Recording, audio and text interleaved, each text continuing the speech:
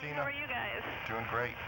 Well, first of all, we haven't talked to you about this tour at all yet. So how did the idea of the tour first come up originally?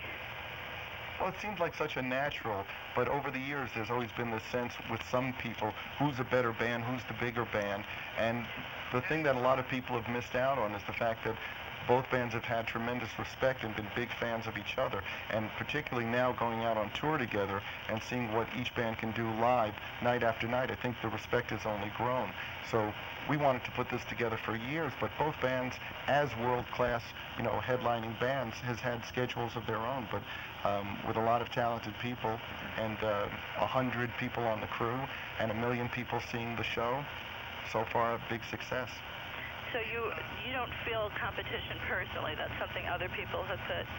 Well, the kind of competition we feel is to see how great a show we can put on, and when we see these guys doing what they do as well as they do it, it inspires us. I mean, I definitely, after doing this, I mean, it's one thing to talk about it in interviews before the tour starts, but having been on this tour now for, 20 dates or 25 dates, I definitely feel more inspired to go on and put on the best show I can put on. And it's not in a way that like Paul said, where it's like a life or death kind of thing. I mean, it's about giving the audience the best show they can have.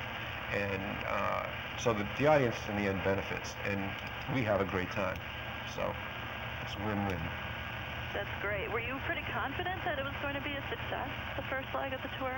Well, we were confident that it was going to sell a lot of tickets. That was never the point.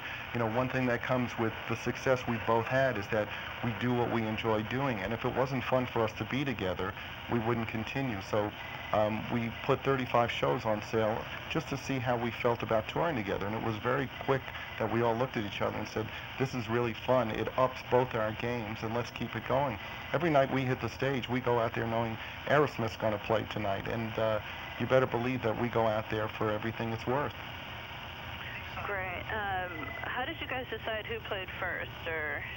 Well, it actually was more of a technical thing because their stage set is so big that they need the time to turn the stage around and tear it down and throw it in the trucks. If we had done it the other way, we might not be able to make it to the next city. So it worked out well like that. Are you guys going to be doing anything different on this leg of the tour than you did on the first? I mean, are you tweaking anything, or? Well, it's always important for people to remember that most people only see the band once, so the show could change.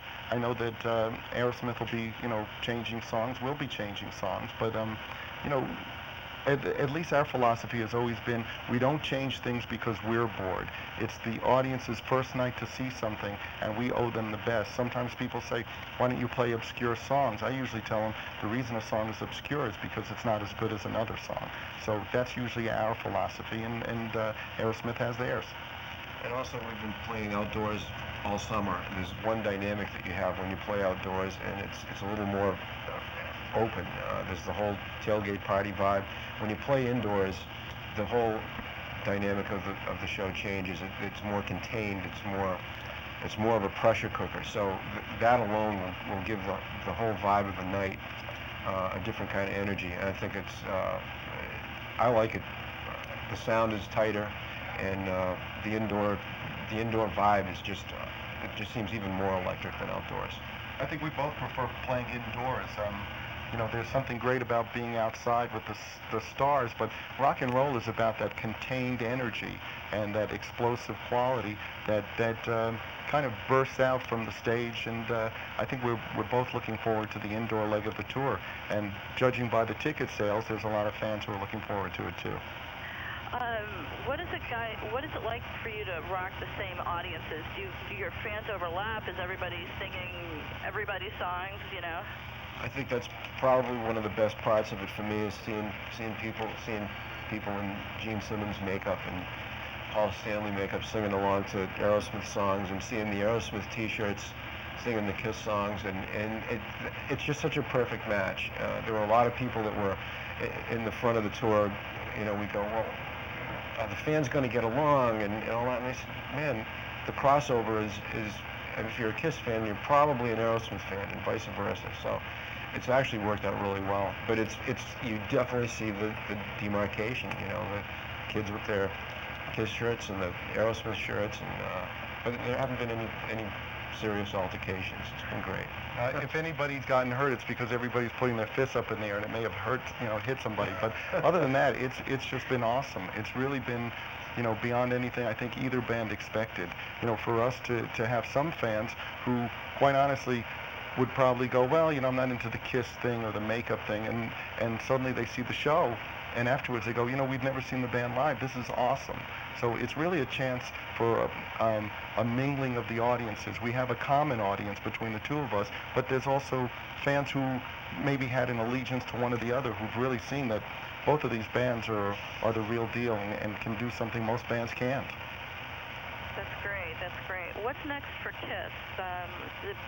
Is this part of the farewell, or you go back to a farewell tour? Or?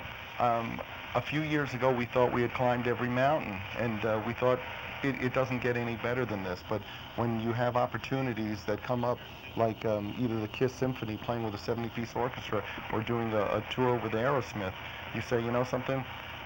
Tie on those boots and let's get out there and do what we do best. And we're really, really happy to be out here, and there's no end in sight. Great. Hey, Tina, that's a wrap. We got to run. Oh, okay, thanks. Okay, bye. Thanks, guys. Bye. Take care.